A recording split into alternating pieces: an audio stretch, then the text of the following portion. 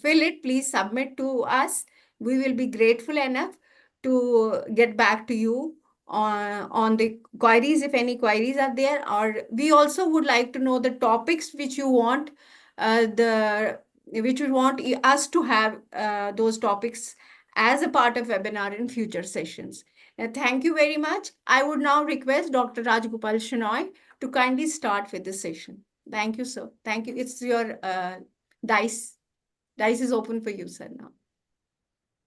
So, very good evening. Am I audible? Yes, sir. You are audible, sir. Slides are visible? Slides are visible, sir. Yeah, just starting now. So, my dear students, this is for this particular year, this is our first session. This is on the surgical topic. Obviously, I am a teaching faculty for last 38 years in a single institution. That is my alma mater, Kasturba Medical College, Manipal. So, my intention is to make it a little bit interactive. So if sometimes, as and when I move on, I may stop for some time. If you have anything, please let me know. With my few introduction, thanks CBS Publishers, distributors for giving such a golden opportunity and put me in this position today. A simple, common problem for undergraduate students is a abdominal mass. Very, very important. One of the very, very important topics. So it's a huge topic. No doubt, many masses are clinically important, but we will concentrate. Today's is a basic approach. Maybe over a period of time, we may come out as per your requirements, more and more such cases. So, you know that what we cover today is only a part of it. How to go about the history, how to go about the examination, how to go about critical thinking. What is this? Because it's not just about the passing that is important now. Please aim at having a little more interpretation skills. That's what is critical thinking. This should generate interest in all of you. Quick revision of the abdominal mass for that quadrants you can see. I don't have to tell that two transverse lines and one at 5 centimeter behind the anterospinal spine transtubercle line, and this is the horizontal line. We call it as a transpyloric. Actually, it is the tip of the ninth costal cartilage. And you can see the midway, correct? Yes. Now you can see that's how the abdomen gets divided, into 9 quadrants, which all of you know. Accordingly, we will now move on one by one. See here, we are mainly concentrating now today here with the basic approach. After this 9, don't forget to examine these 5, because very often you say, I have examined everything. But remember, never forget testis. In a male patient, obviously, testicular tumor can have a mass here. Never forget supraclavicular node. We'll tell you when to examine. Never forget the spine. Swelling loin means lumbar region. That means renal mass. Yes, just to add this 5S, sphincters, rectal examination for the completion's sake. In a female, of course, you are supposed to conduct. They may not allow you to conduct, but it's your duty that, yes, I should conduct. Rectal examination, vaginal examination, etc. One word of small caution. Don't say that I have already mentioned in the general examination, no lymphadenopathy. No. Abdominal mass, supraclavicular node has to be mentioned separately. Without wasting much time, just look at this one picture. It will give you some idea here. A 24-year man has come there. You see that There is a mass there, correct? I think all of you can make out that. So it should generate interest in you now. Why he has come? What is the problem? What is that history which I have to take? That is what is now my role. So that's how let us give some introduction to this. So when you have a mass, somebody has come like this, correct? So think, what is it? What structures will come? You are ready in anatomy about liver, stomach, something comes there, pancreas, some lymph nodes are there. So that's how you start thinking. So based on that, now you decide what history I should take. Now let us start. So if you think that this is a stomach problem, now you think, okay, I should ask now loss of appetite, correct? I should ask loss of weight, because early satiety, that means they can't eat much. So patient will come and tell, I can't eat. I feel full. I have lost weight. I have developed jaundice. So immediately think, oh, am I dealing with the liver? He has some altered bowel habits. Oh, I think I should ask that question. It may be colonic malignancy. Severe backache, radiating. So, oh, it could be pancreas. I already mentioned, young boy will come and show you something. He may tell, he may not tell. He may tell there's some swelling in the testis. Try to correlate. What is the relationship? That means the testicular tumor has already spread into the epigastric region. So that is how you ask these leading questions, so you may be able to get the diagnosis. Now, having said this, so now what do you expect a patient to come and tell you? So this is the list which I already told you. You know how the patients come. I will be showing you the very soon. They may tell last 3 months I am not well. Why you have come to hospital? I have no appetite. I lost 5 kg weight. As you know, significant weight loss, 10% of the body weight in the last 6 months, unintentional. A 60 kg man comes and tells you I am now 53, 52, just by 2 months. Oh, that means something serious. Nobody will come and tell my hemoglobin is less. But you know what they will tell? I am feeling weak. So when somebody says weak, you should think, oh, I need to check his hemoglobin. He may tell something is ball is rolling. He may tell, I have been vomiting, gastric outlet obstruction, stomach, carcinomas. So this list will give you some idea that which area which I am dealing with. Am I dealing with the stomach? Look at that. Am I dealing with gastric outlet obstruction? Yes. See here. Persistent vomiting, foul odor.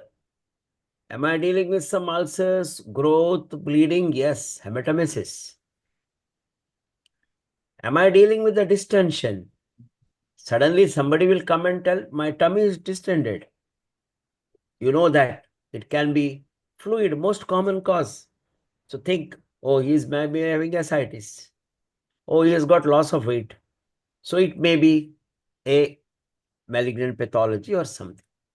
So now pain I have written last, because from your point of view, any pain, severe pain in the abdominal conditions, generally we don't keep it for your exam purposes. That's the only intention. Otherwise, pain is also a part of the abdominal masses. Dull aching pain means it is due to stretching of the parietal capsule. So you know what is parietal capsule? Liver, spleen, they all have got solid organs. When they enlarge, they produce dull aching continuous pain. That's what I have mentioned to you here. Somebody says, I have got severe colic. I can't, I can't tolerate such a severe. That means there is luminal obstruction. It can be growth, it can be stone, Hello. it can be a ductal pathology in the common bile duct, pancreas, etc. Does he have shoulder pain? That means something is referred. So it is depends upon the segments. What are the nerve roots which are involved? What about the radiating pain? Radiating pain means pain which has referred to the back. Classical example is a pancreatic pathology. Lastly, is it peptic ulcer type of a pain? That means hunger pain, etc. One of the important feature I mentioned to you, one of the commonly asked question also, that I said weakness. Why weakness? Is due to anemia.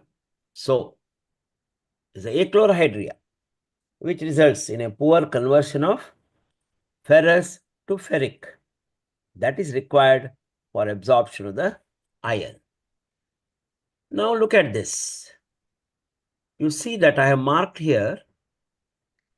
You may ask that same 10 questions which I told. Do you have loss of appetite? Do you have loss of weight? Do you have pain, jaundice, fever? Nothing. Nothing. No complaint at all. She has got this huge tummies. So now what it means? When you have no symptoms referable to any specific organ, stomach, colon, pancreas, liver, nothing is there. Think of something behind, that is retroperitoneum. Right. Now you see this. Come back to that same picture what I had told you. We'll come to this case. Look at this. Why he has come to the hospital? You asked that question, correct? He is telling you history of present illness. That's your complaint, no? History, that's how we explain. Patient is 25-year-old, presented to the hospital with the following complaint. What is history of present illness? Acute pain, abdomen 2 months. It is radiating to the back. So now immediately you should start thinking in your mind, what is that pain radiated to the back suggestive of? Probably pancreatitis. Okay, then what happened to him? Just look at that second complaint. He has come after 1 month with a swelling. That means this is what we mean by chronology. Chronological order. We'll come to that very soon. Look at this picture. Can you see this? Anu madam, they can see, I suppose. Look Yes, at sir. that. Yes, sir. Yes. Yes. Look at this chronology. Whatever complaint has happened first, here both have appeared 3 months duration. And that is what it is, one case. I was talking about this case. This is 2 months, this is 1 month. This is what is chronological order. Now there is history of alcohol. That means now start correlating. Is the alcohol caused that problem? Pancreatitis, yes. Does it produce this problem? For that, yes. You need to refer to the books. Somebody was asked me a question, how to prepare? Yes, that's how you prepare. You have a case in the ward. This is a patient. Immediately go back, check. Pancreatitis can give rise to this mass after 2 months, what you call it as a pseudocyst of the pancreas. Now, so I said pain, vomiting, fever, hematemesis, all that is over. After that, everyone talks about what is called as negative history. Negative history, that does not mean that, it is totally irrelevant. No. In fact, it is very important, because if any patient says, I have fever, the idea is that you should immediately think inflammatory, or whether the patient has got persistent vomiting. So you are going to ask a leading question. Did you have vomiting? No. Only once, not every day. Oh, that means stomach block is not there. Gastric outlet is not there, obstruction. Now, after the history of present illness, you go for past history, family history, personal history. In your, wherever you are studying, these are not difficult things, but as far as we are concerned, abdominal case now, today we are talking about, just check whether you have any previous history here. You can see, no, something has been operated. So that's what, whether this patient has undergone previous abdominal surgery or any other operation. Please make a note of it, because as you know, cancers can run in family. Somebody would have been operated earlier. So his brother also would have undergone some surgery. He also would have undergone some surgery. All the details are expected, right? So that is what you take the past history, family history, because some of the diseases, including, I don't have to tell you at this juncture, this is an abdominal mass, but still, for example, carcinoma of the breast. Yes, it can have a familial tendency. No doubt, stomach also. So there are many of the malignancies can have a familial tendency. Now look at this general physical examination, which normally you have been told, examine from naturally head to toe. Learn this habit so that you should not miss anything. Look at that, the pallor here. You know very well how pallor means anemia. You have a jaundice there. You have a supraclavicular nodes. You can see here. Can you see this third picture? But I'll be speaking about later. And look here, we are looking for pedal edema, deep jaundice. So look at the nutritional status. Dehydrate, whether the patient is dehydrated. Check for the body mass index, and you can score a little better if you know what is Karnofsky and ECOG, Eastern Cooperative Oncology Group scoring systems. Please do this examination and make a note of it. Look at the general examination. Look at his body. Can you see some skin there, some pigmentation? And he has got something there, correct? So we have to try to correlate. This is a von Reckling-Hassen's disease, and he's having a retroperitoneal sarcoma. Right.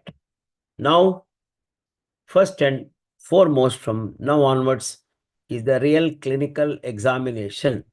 You are done with the history, and you know, am I dealing with stomach or pancreas, colon?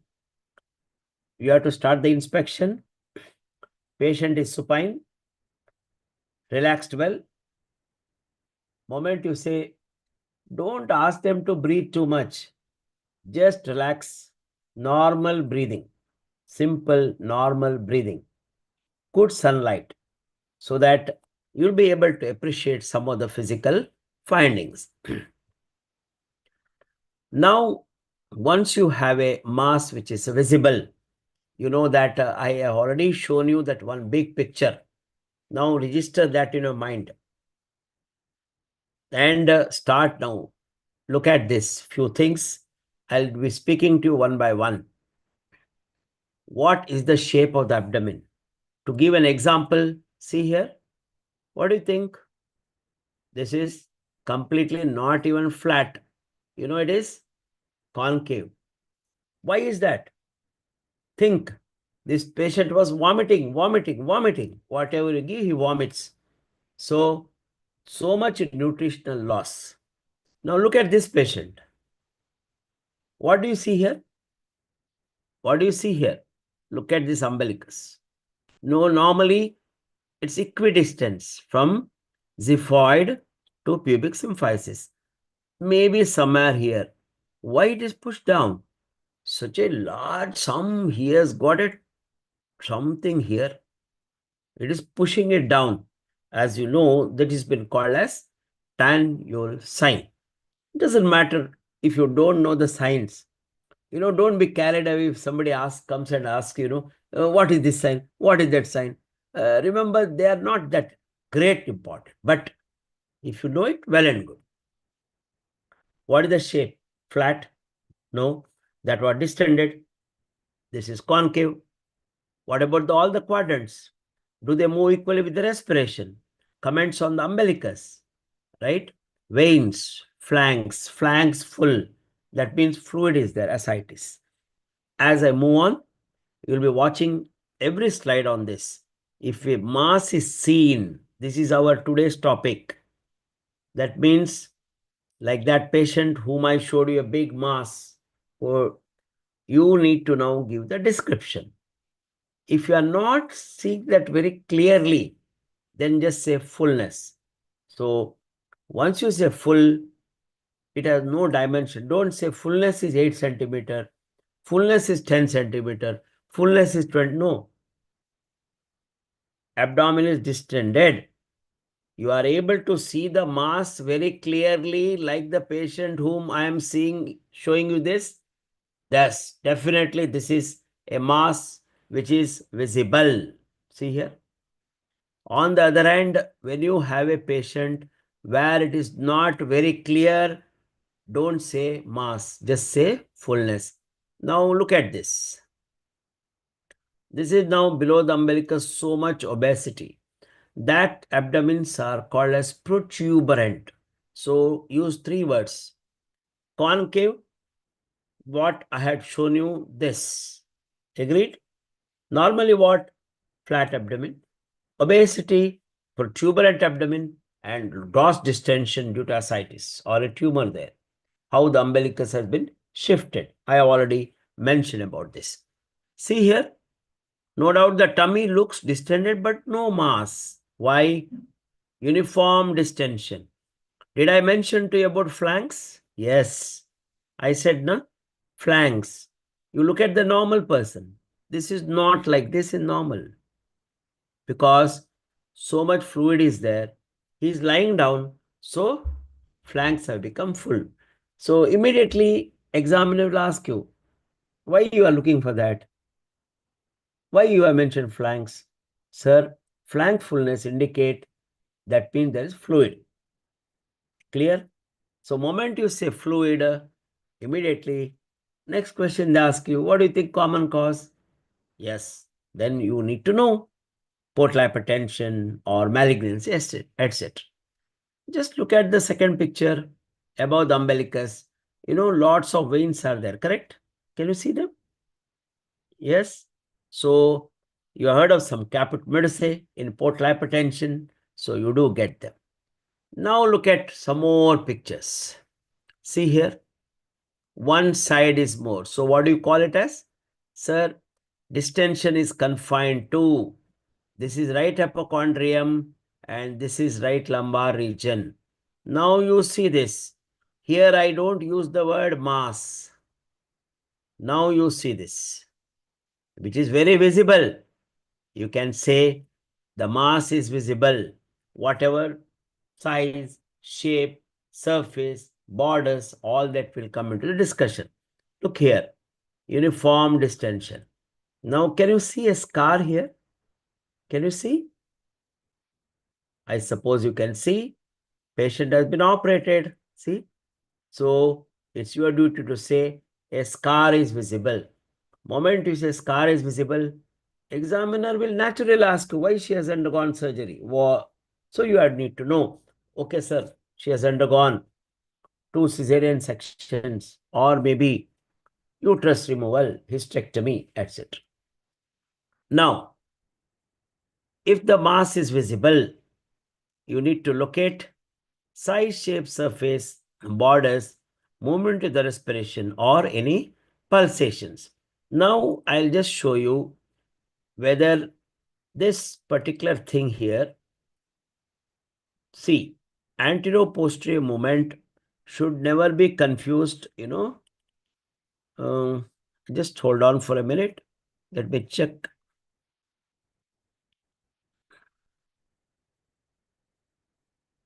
Yes. Now you just have a look at this video. I am just started palpating this, this is the case here. So we are going to check if the mass is visible or not. And here I'm going to check, look at my fingers and see how the movements are happening. What did I tell? I have told the patient to take a deep inspiration. Now he is taking a deep inspiration and look carefully beneath the costal margin and look at my fingers.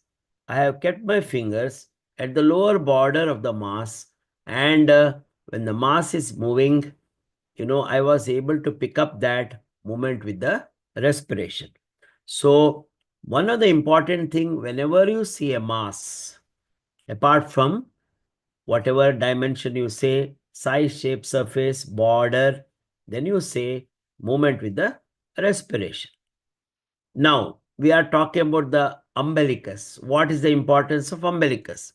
When you have a umbilical nodule, can you see this? Umbilical nodule. We mentioned about caput medusae in portal hypertension, but when you see an umbilical ulcerated nodule, etc., please remember it is called as very famous Sister Mary Joseph nodule. It's a short note for you and also an important question. It indicates an intra-abdominal malignancy. More so, carcinoma of the stomach has spread through the falciform ligament into the umbilicus. We are on inspection, we thought some movement of the respiration. Just to make it convincing, I had kept my fingers. Now look at this patient. Very interesting case. Your long case again. Remember, he looking very emaciated. Can you see that? Look at the costal margin here. See here, rib spaces. He's a 65-year-old man. He's been vomiting 2 months. And sorry, he has come with a ball which was rolling. Just keep observing this. Just keep observing.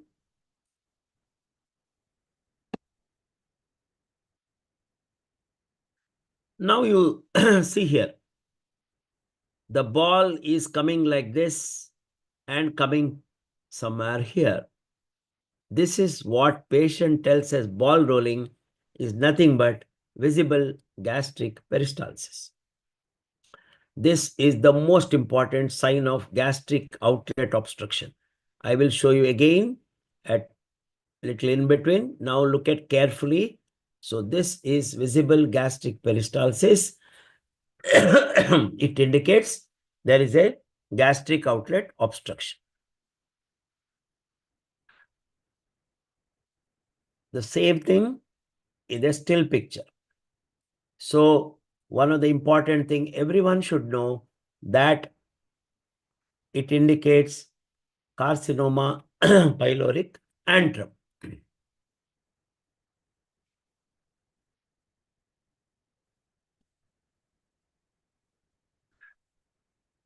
Any doubt? Any questions are there?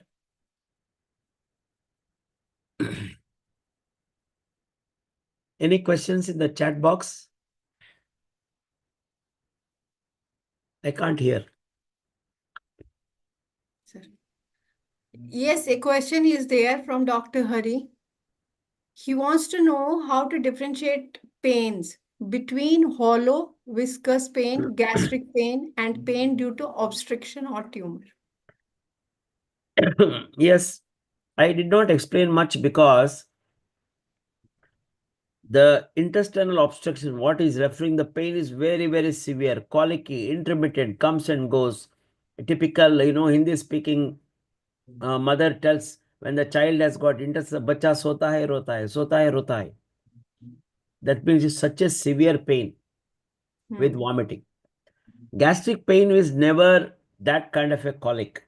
It's more of a peptic ulcer type of a burning pain related to the food habits. It is more of a upper abdominal distension, stretching causing pain. And what is the third question he asked? One is gastric, another is intestinal. Third one?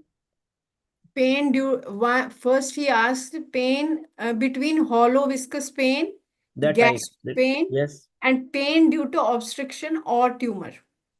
Yeah, pain due to tumors are generally dull, aching, continuous pain. They are never like a colicky pain. As I mentioned to you, they are due to stretching of the capsule. Now you are starting palpating, and the same way you have to keep the patient supine, legs are flexed, and relax, breathe well, and don't keep your figure, just like pressing too much, just keep it flat. Slightly you flex at the metacarpophalangeal joint and a wrist joint. So gentle rolling movements. That's how you start palpating, and always start away from the area of the pain. If patient says, for example, this patient says, I got pain on the left side, start from the right side. Patient has pain in the upper abdomen, start away from the lower abdomen. When you have a palpation, first you do a superficial palpation so that you get an abdominal wall pathology or area of tenderness. Patient has got ascites. This question they will ask you. Patient has got ascites. How will you get the palpation of the liver or spleen? Both hands, you dip it. Dip. That's called a dipping method. Then enlarged liver or spleen or the mass will be palpable. One other question, they may ask you to give you more marks. Patient is not allowing. Patient is holding tight. Obviously, when somebody is palpating your abdomen, if you cause pain, you will also hold tight. What do you do then?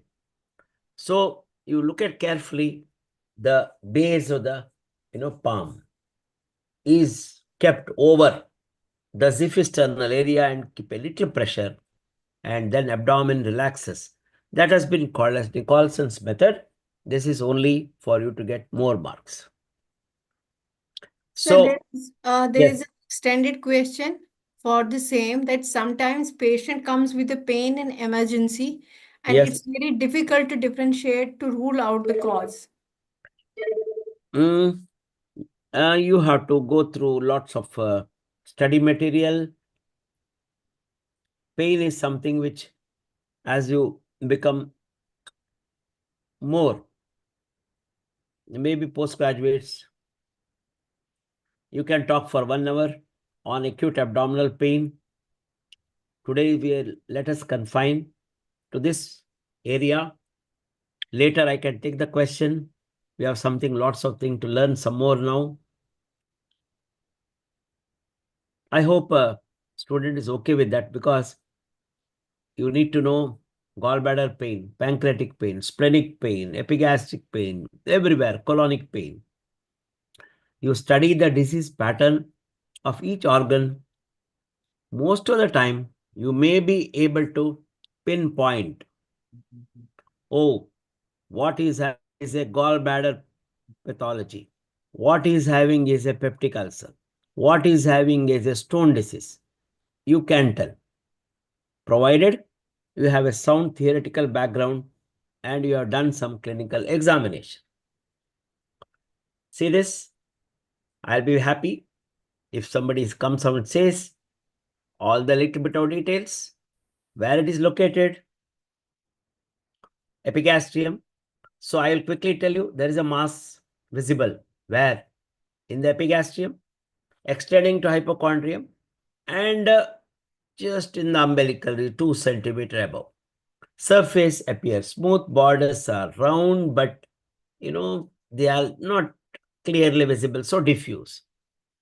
Correct? Surface is smooth, like a dome it is. Borders, diffuse. Lower border is visible. Skin over is normal.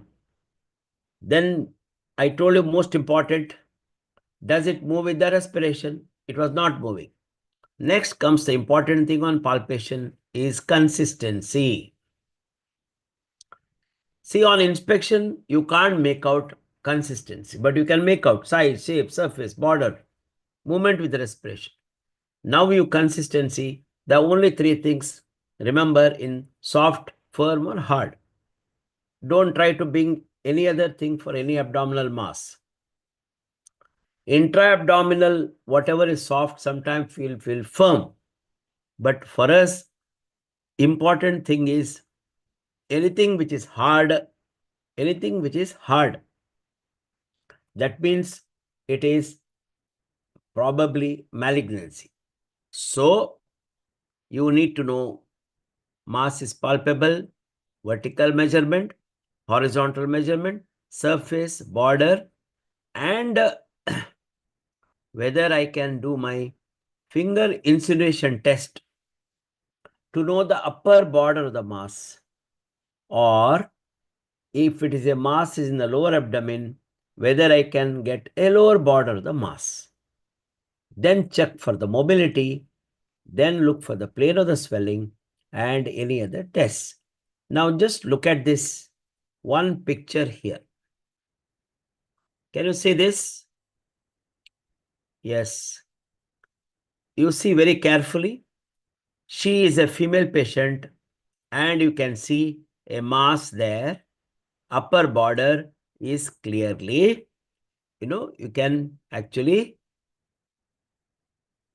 see this is a costal margin. So this is not liver, because when you have a liver enlargement, you cannot get the upper border, but lower border, whatever, you may be able to get sharp or a round. Now look at this picture, second picture. Can you see here? Yes. Upper border here. Upper border is not there. Not there means you can't feel. Costal margin and finger insinuation is not possible. So the second black and white picture, it is liver tumor. So the first picture, this is not from the liver. That much I can tell you. Now, if this moves with the respiration, that means you have to think of something connected with the stomach or some other organ. In the epigastrium, it is stomach, because this cannot be liver. On the other hand, if this does not move the respiration, I can get the upper border. She is a female. So then we'll think, oh, whether am I dealing with the pancreatic tumor, what has been called as cystadenoma of the pancreas. So here it is liver and this is pancreas. See, this is relation to upper border. Now, I think all of you watch this for just 1 minute, a beautiful mass. I will give commentary for this. Look at this. He looks yellowish, correct? That's a clue for you. Look at that epigastric mass in a 55-year-old person. He had loss of weight, loss of appetite, and one day he comes like this.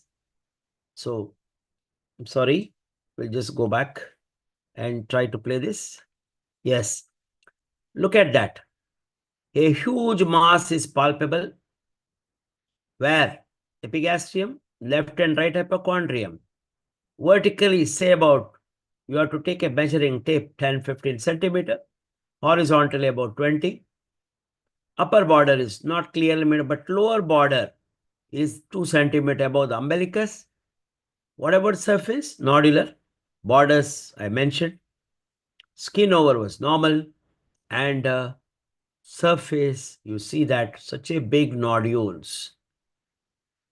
I hope all of you are convinced. It moves with the respiration. So I palpated this. It was hard, nodular. I could not get the upper border. But I showed you just now a dilated vein too. Can you see this dilated vein? Inspection wise, so much information you can make out. See? So, what does it tell you? It only says this is a liver and this is nodular. This is hard. So probably there's a second is in the liver. Now look at this few other things here. Again, I have started palpating. Carefully watch my fingers. See here. Again, see how I am palpating, and the mass was palpable here, and I am trying to get the border here and keeping at the lower border. See now, I'll ask the patient to take a deep inspiration. I was able to get the lower border moving with the respiration, and it was a carcinoma of the stomach. Now, here, again, just to tell you, when you palpated the abdomen, tenderness is one of the important criteria to say there is the infective focus in the abdomen. So again, this is the picture which I have already shown you. Just to tell you, I palpated, I was able to get the upper border, and it was moving with the respiration. That means it was stomach, it is not liver. I repeat, because these are the most common two cases for you. One is a liver tumor where you can't get the upper border and dull tubercus. Another is the stomach, which is impaired resonant and moves with the respiration. Now, look at this. Again, a nodular mass. I'm sorry. But all the borders made out. So it cannot be liver. Such a big nodular mass. So, and this patient had a testicular tumor. So this is just to tell you what will be the surface. So when you have a mass on palpation, you not only tell location, yes, extent, vertical and horizontal, measurements to be taken with your measuring tape, yes, then come the borders, all borders made out here. So it cannot be liver. That's what I meant to say, already shown you. Then comes the lower border, upper border, and consistency. If it is hard, mostly it is malignancy we are talking about, or very tensely cystic swelling may feel firm. Now the one or two other important points are intrinsic mobility, means when you have mass here, this umbilical region above, try to move it, there was some restricted mobility, and here the holding the mass and checking for the mobility, that means this is what has been called as intrinsic mobility. Now look at this case here. There was a large, some kind of a cystic swelling like thing here. And let us not worry about the diagnosis at this stage, but just to show you some of the fundamental principles of palpation. Just look at that now. Look at this is of course on the operating table, but see how nicely you can move. This is what is the meaning of the word intrinsic mobility. Don't confuse this intrinsic mobility with the movement with the respiration. You have the stomach, you have the liver, spleen, they move with the respiration.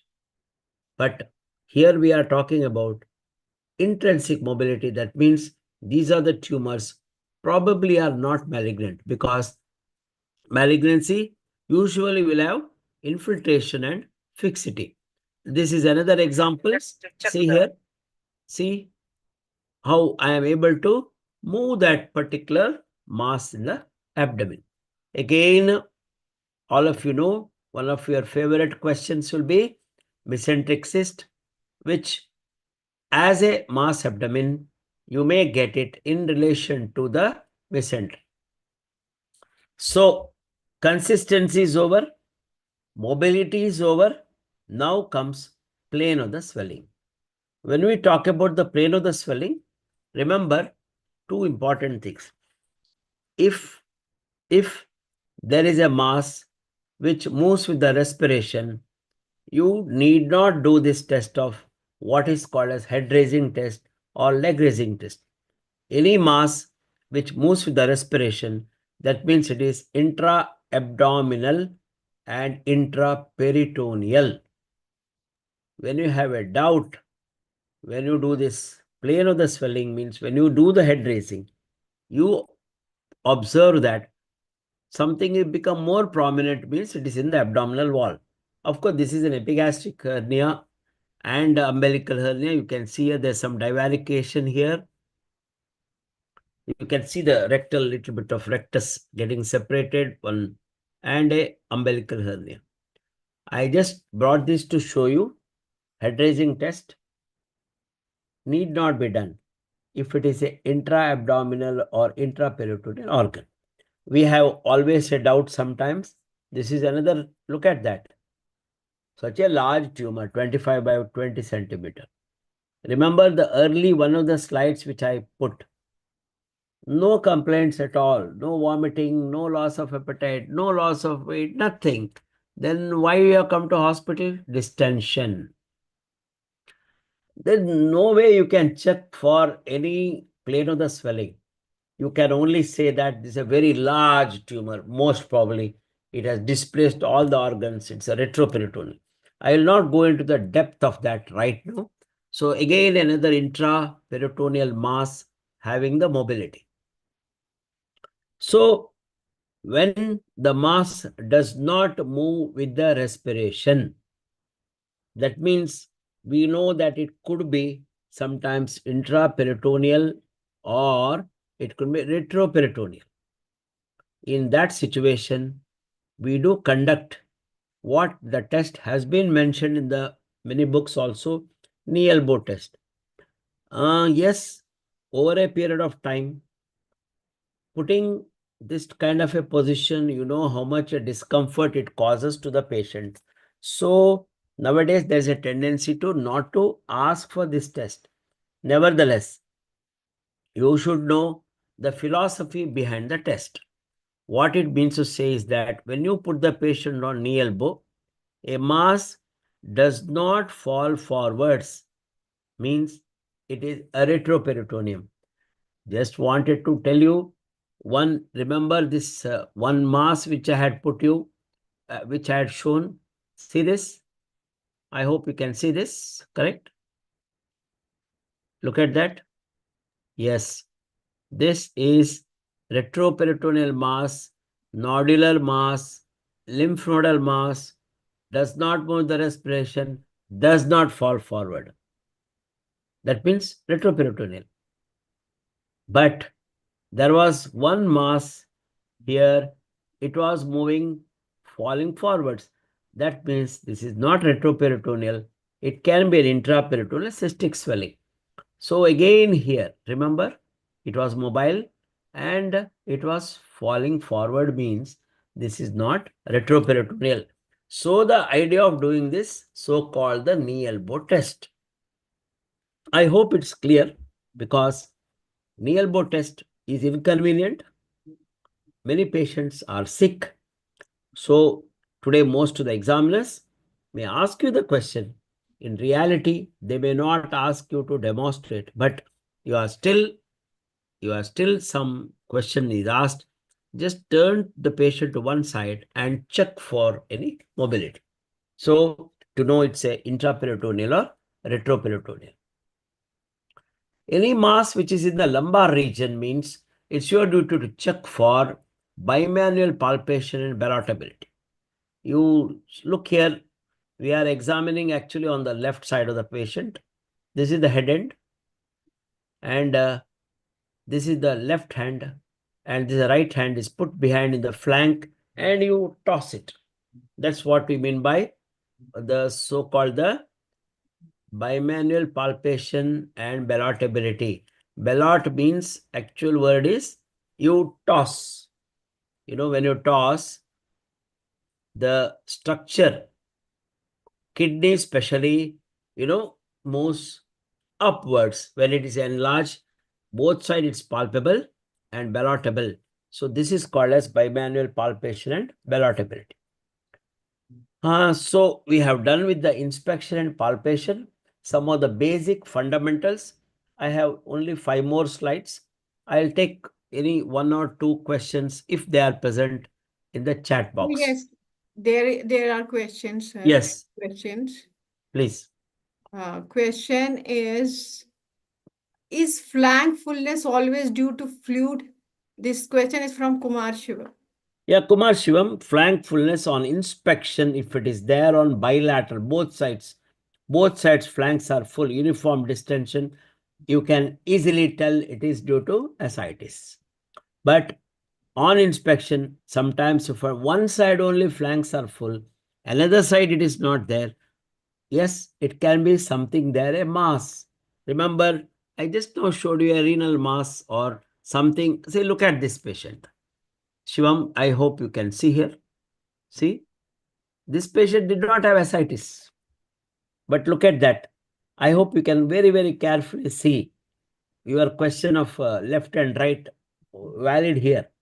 If you see carefully, this side flanks are full. This side, look at the flank curvature. So this is a mass here. I hope I have answered that question. Any other question? Yes, sir, there is one more question. Yes. There's a question from Sayed Shah that what Yes. could be the causes for intracerebral hiccups not relieved by baclofen? What could be the cause and further treatment? What Oh. we could assess, sir? Yeah, the hiccups. Hiccups are, central causes and peripheral. This is actually not related to today's topic, but indirectly it's possible. Hiccups, we are talking central means usually neurological. Even an early stroke can be the manifestation of hiccups. What probably he is referring is intra-abdominal conditions. One of the important cause for hiccups is always diaphragmatic irritation.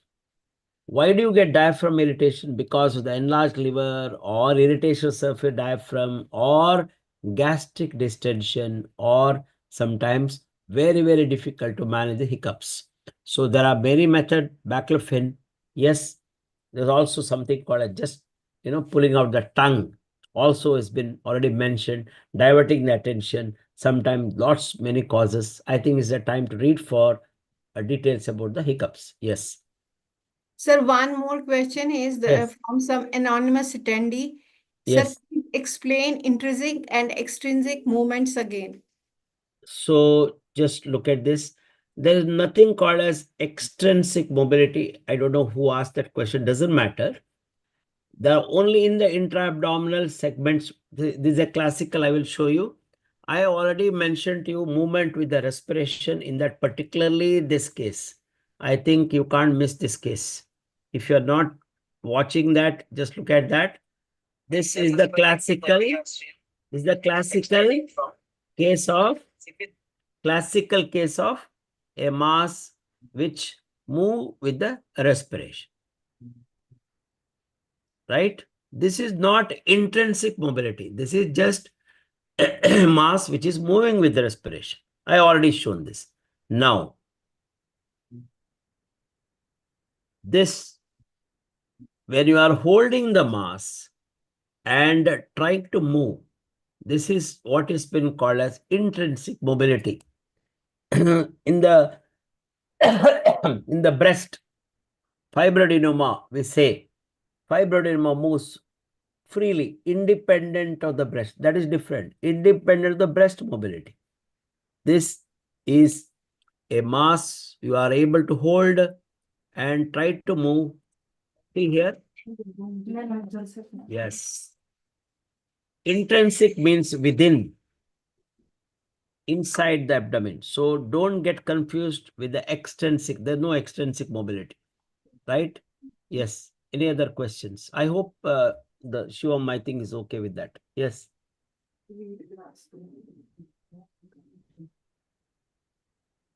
Any other questions? Hello? There is one question, sir. Yes, please. How we will do differential diagnosis in this case? Today, because of the lack of time, differential diagnosis will continue with the some other class. But as I have already mentioned to you, quickly to tell you, some more slides are there. We will just look at that. I mentioned to you, good that this question will be answered here only in the slide number 55. I have shown this picture to you. Though if you have followed this patient, there was a mass here and it was moving with the respiration and it was stomach mass on moving with the respiration. I already mentioned it is not liver because you are able to get the upper border. But in spite of that, you do this very important one more method, what has been called as percussion. You know very well, stomach contains air. It has to be resonant note. But of course, if you have a large meal, the large tumor may give a little bit of mixed note, what has been called as impaired resonant. Doesn't matter. But what about liver? So that what is your differential diagnosis here?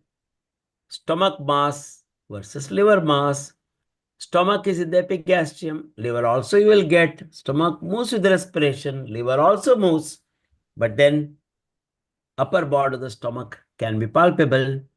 Stomach is impaired resonant and liver, no, dull to percus, can't get the upper border, and dullness will be continuous with the liver dullness. Then you will ask, what is the other third differential here? Pancreatic mass. Pancreas do not move the respiration. They have no intrinsic mobility. Remember, I demonstrated to intrinsic mobility. So these are the points. Just to complete this whatever video, try to percuss here and check whether there was any resonant note here. Yes, it was resonant. That is just for me to compare and say, okay, liver is dull here, spleen is dull. As you know, that spleen coming from this side. So the mass was somewhere here. It was resonant. So you say it is the stomach. Yes, madam. Any other questions? Well, let us take one more question and then you can continue with fifth slides. Yeah, another only 4, 5. Yes, please. Is yellowing a sure shot sign of liver abnormality? Yellow? Is yellowing a sure Uh-huh. shot sign of liver Yeah, abnormality? you better say the yellowish discoloration. That's fine. We can't say that, So it's not about the liver something. It's only the increased levels of bilirubin. Hyperkeratinemia sometimes can give rise to yellow discoloration. But by and large, let us be very sure that in our abdominal cases, let us not bring the rarer things into the discussion. When you have a patient who has got a yellow discoloration of the sclera, of course, urine, high colored urine, you always narrow down to the hepatobiliary system. And that hepatobiliary system in that, yes, hepatitis, yes, chronic This hepatitis, was a question for Arkodeep Das. yes. Yeah, you can continue with. Yes, so we do percuss to rule out any shifting dullness, and you do auscultation, definitely, normal bowel sounds. And I remember I told you about one situation where that big ball-like thing was rolling, na? What we call as visible gastric peristalsis in a carcinoma pyloric antrum. That was the case, our case. And in that situation, that stomach gets dilated. That's why that ball-like thing you are able to see that big dilated mass. So keep your steth there. Auscultation and ask the patient to hold it and start percussing so that auscultopercussion. Stomach contains in this patient fluid. That is because gastric outlet obstruction. So it is dull, and when you have a resonant note here, mark it, that shows you a greater curvature of the stomach to say that stomach is dilated. So that's what is the meaning of this actual word auscultopercussion test. So never forget, I already mentioned that abdominal examination is incomplete if you don't examine testis to rule out a testicular tumor. You also been taught in medicine the features, whatever the testicular changes you get in alcoholic cirrhosis, including loss of sensation, etc. But from our angle, our point, testicular tumor has to be ruled out. Left-sided varicocele, yes, patient has to be examined in the standing position to look into the hernial orifices as well as the dilated, veins in the scrotum here because of the renal cell carcinoma. Sometimes can manifest as a left-sided varicocele. So, testicular tumor, left side varicocele. Yes, you may not do a rectal examination, but they will ask you in a carcinoma of the stomach patient, why do you do a rectal examination? Don't say it is for the sphincter. Don't say for fistula in hemorrhoids. Your case is carcinoma of the stomach. Your patient is epigastric mass. Why did you do a rectal examination? Sir, I want to rule out Blummer shelf deposits. Blummer shelf is like, shelf. They are not lymph nodes. They are the malignant cells which are dropped down and grown. Similarly, vaginal examination for a pelvic mass, and all of you know what is Troisier sign is nothing but left supraclavicular node. So that is what is a reasonable, we complete the abdominal examination, correct? So in the abdominal examination, you do mention after you got this mass, no other mass is palpable. Can be you have a splenic enlargement, you have a stomach, you have to look for a Krukenberg tumor. I think all of you know ovarian masses. So that is more or less a quick revision. So basic method of examination remain the same. That presenting completes, history of present illness, past history, family history, personal history, general physical examination. In between, definitely there are many things like transfusion history, drug history, allergy history. I have given you overall picture. In the abdominal mass, relevant history, what you have taken to pinpoint to the organ of origin. Quick nutshell, jaundice, related hepatobiliary system, epigastrium, liver, stomach, more of loss of weight, loss of vomiting, loss of weight, vomiting, hematemesis with or without. Yes, stomach. Pancreas, severe backache, altered bowel habits, colon. That's how you start thinking. No other system, retroperitoneum.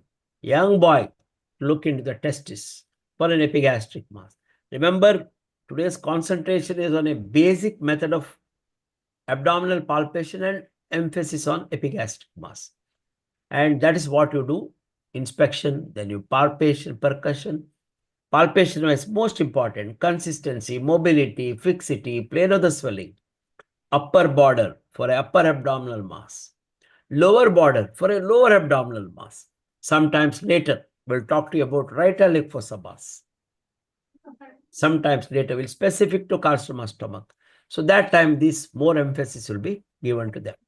Then, of course, once the abdominal examination of percussion auscultation over, yes, genitalia, testis, hernial orifice you have mentioned, rectal examination, vaginal examination.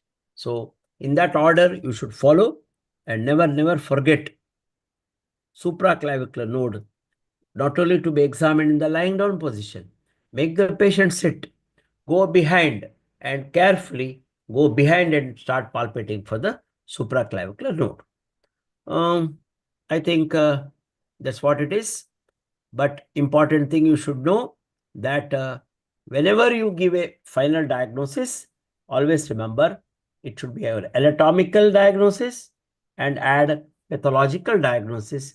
That gives you a complete diagnosis. I am going to stop at this stage because of the time constraint. That we can have a further discussion of DD, differential diagnosis, next time. And word of, whenever there's a malignancy as a diagnosis, because if it's a carcinoma stomach, anything for that matter, always learn to add one word. Sir, I also like to mention staging. Staging means I have looked for spread of the disease. Spread of the disease, including supraclavicular node, including whatever be the spread of the area. So with this, I think I conclude. Yes, if the time permits, we can again straight away take one or two questions. I think to you, madam. Your suggestions are definitely welcome. Sir, is there anything that you can sum up the entire discussion of today? Yeah, And you just can stop yes. sharing your. Yeah. So to quickly summarize, today whatever I had given is fundamentals of the abdominal mass. When a patient presents to you, what are the common history which you will take? Has been told very clear. Yes, we started with the abdominal pain or discomfort, vomiting, loss of weight, loss of appetite, typical anemia, asthenia, anorexia, triple A's of carcinoma stomach, epigastric mass. Then jaundice, hepatobiliary system, I already mentioned to you. Yes, severe pain radiating in the back. Alcoholic, I'm not talking about alcoholic liver disease here. I'm talking about alcohol and pancreatitis. Patient comes after 6 to 8 weeks later with a large epigastric mass that typical of a pseudocyst. Then we mentioned to you about the important physical findings. There is no compromise on this. Typical inspection. What is the shape of the abdomen? What are the quadrants? Do they move equally with the respiration? Have you looked for hernial orifices? Have you mentioned umbilicus? Have you mentioned dilated veins? Then you got the mass. What I am supposed to tell? I already mentioned those 10 points. Location, extent, size, shape, surface, border, skin over the swelling, movement with the respiration, upper border, intrinsic mobility, and lower border, or any other pulsations. So all these will constitute your important marks. And how to palpate also I have given some details. And then rest of the things like percussion, auscultation, and other examination. So take home message for this is carcinoma of the stomach, hepatocellular malignancy, and of course pseudocyst are the common problems which you are encountered. But remember my first slide, abdomen is Pandora's box. So what in your patient, you have to carefully analyze it, because I gave you the one slide there. It is the anatomical and pathological diagnosis.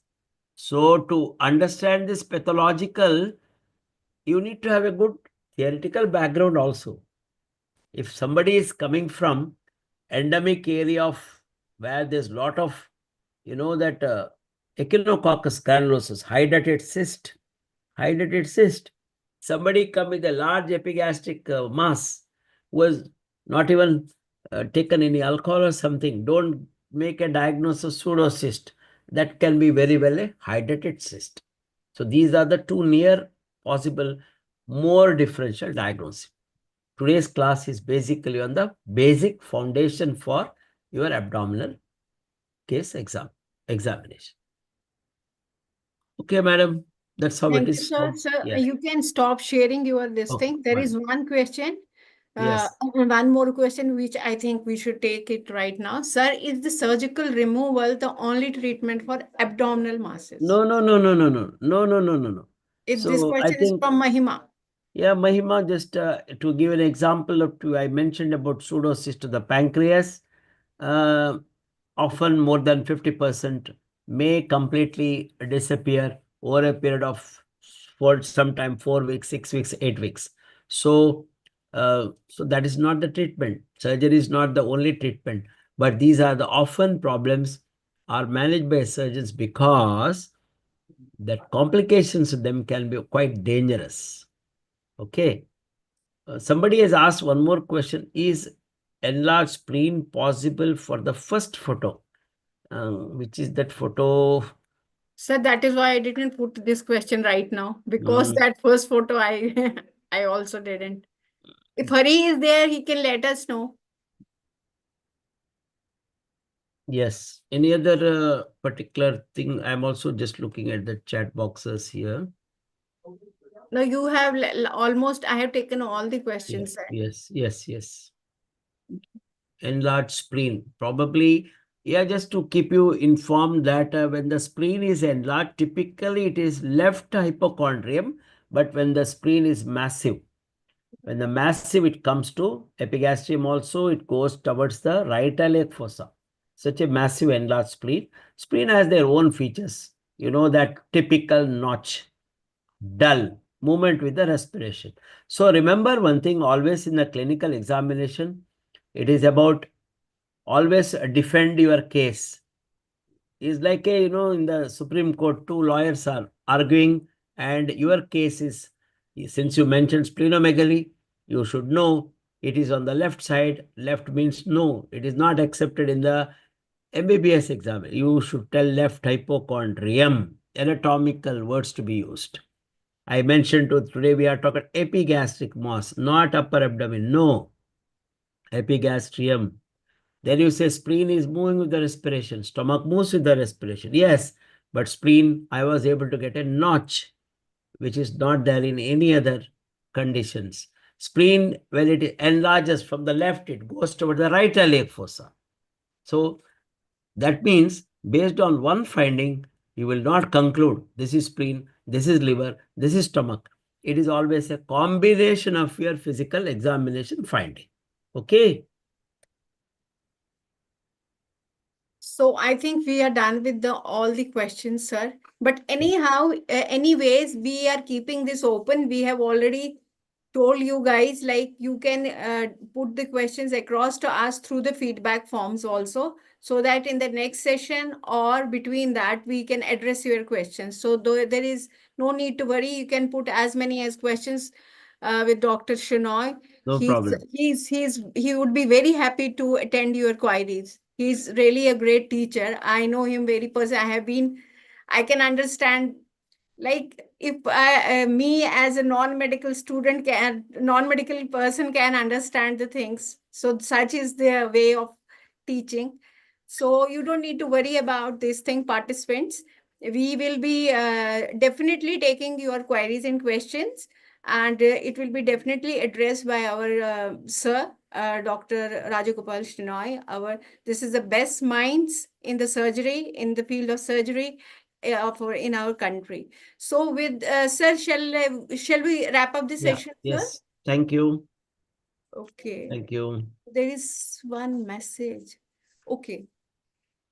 Thanks, students. Okay, this is from And you this only. I only. Okay, I am going to wrap up this session with the note that we are thankful that you have taken, spared some time with us, sir, from your valuable time, and you have shared your the scientific topic today on the abdominal mass.